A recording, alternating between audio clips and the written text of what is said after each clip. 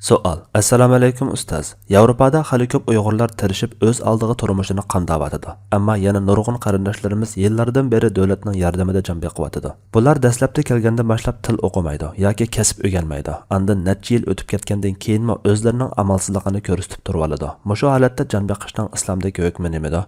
Davlatdan bergan ijtimoiy yordam uylarda mangulik o'ltirib ketishchi.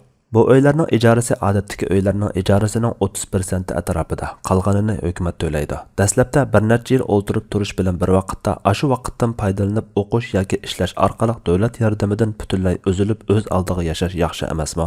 Chunki nurg'un diniy ilmda o'qiganlarmi mushu holatda bo'lib, mushundaq davlat yordamida yashash orqali ko'proq vaqti bo'lsa, andan turmushdan huzurlangali va ko'proq ibodat qilib savob olg'ili bo'ladi deb qarayotganlarmi bor.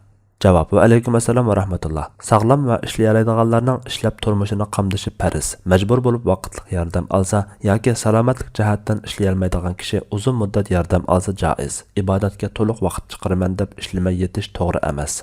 Chunki ishlashning o'zi katta ibodat. Rasululloh sallallohu alayhi va sallam biringlarning arg'amchilarni ilib uchisiga bir bog'lam o'tin yudib akilib, uni setib tirikchilik qilgani, shuning bilan Alloh uning yuzini xorliqdan saqlab qolgani, uning uchun ya beradigan ya bermaydigan kishilardan tilganidan yaxshidir degan.